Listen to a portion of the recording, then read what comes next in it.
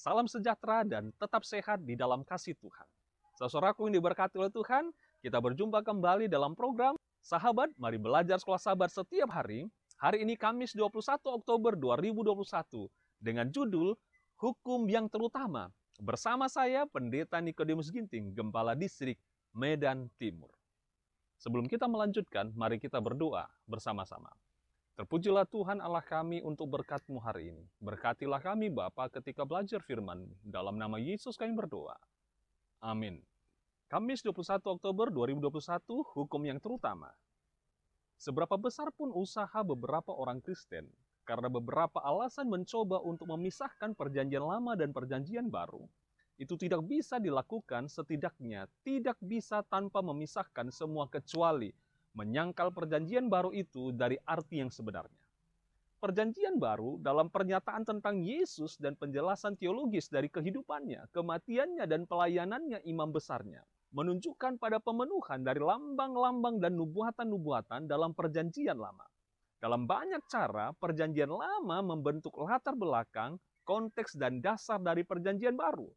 Kedua bagian ini menyatakan kebaikan dan kasih Allah. Inilah alasan mengapa secara berulang-ulang perjanjian baru termasuk Yesus mengutip perjanjian lama.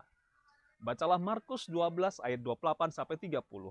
Pertanyaan apakah yang ditanyakan tentang hukum yang paling utama?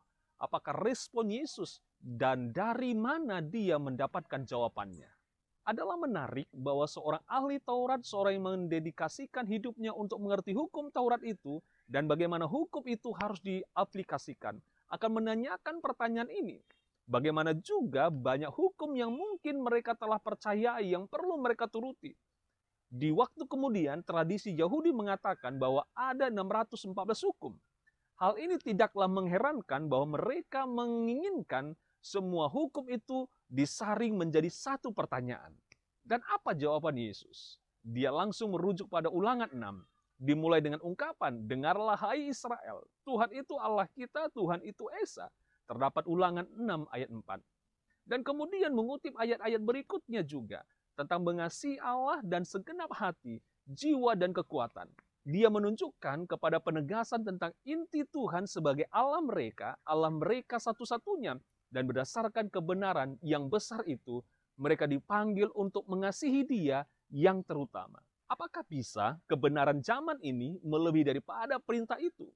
Pada hari terakhir, ketika peristiwa-peristiwa terakhir dinyatakan, kepada semua orang yang dipanggil untuk memilih berdiri di satu sisi dan cara yang paling dramatis, perintah-perintah Allah yang terdapat dalam Wahyu 14 ayat 12 akan memainkan peran yang sangat penting. Pada akhirnya, sisi yang kita pilih, bahkan ketika berhadapan dengan penganiayaan, akan didasarkan pada apakah kita sungguh-sungguh mengasihi Allah atau tidak. Itu menjadi isu yang menentukan dan kita dapat datang untuk mengasihi Allah dengan segenap hati, jiwa, dan kekuatan hanya ketika kita datang mengenal Dia untuk diri kita sendiri dan mengalami kebaikan, cinta, dan kasih karunia-Nya untuk diri kita sendiri. Jika perlu, kita pun rela mati untuk Dia. Saudaraku diberkati oleh Tuhan. Marilah saat ini kita akan renungkan pertanyaan ini yang akan menjadi berkat bagi kita. Jika seorang bertanya pada Anda, bagaimanakah orang bisa mengasihi Allah yang mereka tidak pernah lihat secara pribadi? Apakah yang Anda akan katakan?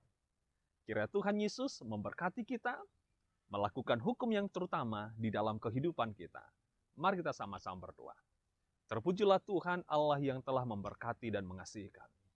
Kiranya dengan firman hari ini akan mengingatkan kami untuk mengasihi Tuhan dengan melakukan hukum yang terutama. Berkatilah kami Bapa. Inilah doa kami, dalam nama Yesus kami berdoa dan ucap syukur. Amin. Terima kasih saudaraku yang diberkati oleh Tuhan. Senantiasa setia mengikuti program Mari Sahabat, Belajar Sekolah Sahabat setiap hari. Kiranya nantikanlah program-program berikutnya, Belajar Sekolah Sahabat setiap hari. Kiranya Tuhan Yesus menyertai kita sekalian.